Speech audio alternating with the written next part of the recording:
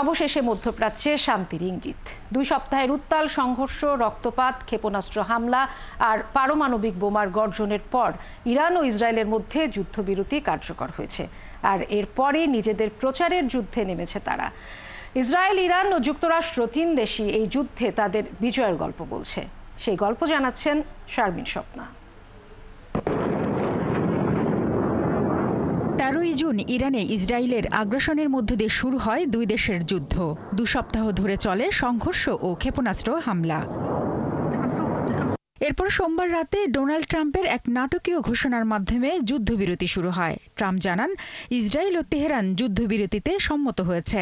অথচ এই ঘোষণার ঠিক আগ মুহূর্তে ইরান ও ইসরায়েল একের পর এক ক্ষেপণাস্ত্র নিক্ষেপ করে। আবার মার্কিন যুক্তরাষ্ট্র অপারেশন মিডনাইট হ্যামারের আওতায় ইরানের 3টি পরমাণু স্থাপনায় ভয়াবহ বিমান হামলা চালায়। ফলে বিশ্বজুড়ে শুরু হয় উদ্বেগ, এটা কি বড় কোনো যুদ্ধে রূপ নিতে চলেছে? এমন উত্তেজনার মধ্যেই যুদ্ধবিরতি কার্যকর হয়। এরপরই শুরু হয় বিজয় প্রচারণা। যুক্তরাষ্ট্র জানায়, ইরানের পারমাণবিক ক্ষমতা চূর্ণ করে দিয়েছে তারা। এ নিয়ে সামাজিক যোগাযোগ মাধ্যমে ট্রাম্প জানান, ইরানের পারমাণবিক কেন্দ্রগুলো সম্পূর্ণ ধ্বংস হয়ে গেছে। এমনকি কাতারে মার্কিন ঘাঁটিতে ইরানের পাল্টা হামলার পরও ট্রাম্প প্রতিশোধ না নিয়ে বলেন, ধন্যবাদ ইরান, আগাম জানিয়ে দেওয়ার জন্য।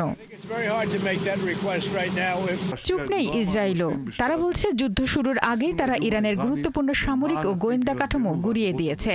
তারা ইরানের ইসলামী বিপ্লবী গার্ডের শীর্ষ কয়েকজন জেনারেলকে হত্যা করেছে। আর তাদের সবচেয়ে বড় জয়, যুক্তরাষ্ট্রকে সরাসরি এই যুদ্ধে টেনে আনা।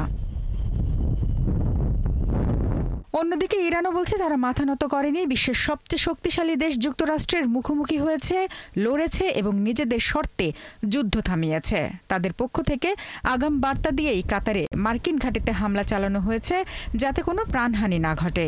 এটা ছিল আসলে ক্ষতি না করেও নিজেদের শক্তি প্রদর্শনের একটি কৌশল। যুদ্ধবিরতির পর ঢাকঢোল পিটিয়ে 3 দেশের বিজয়ী ঘোষণার বিষয়টি বিশ্ব এখন গভীরভাবে পর্যবেক্ষণ করছে।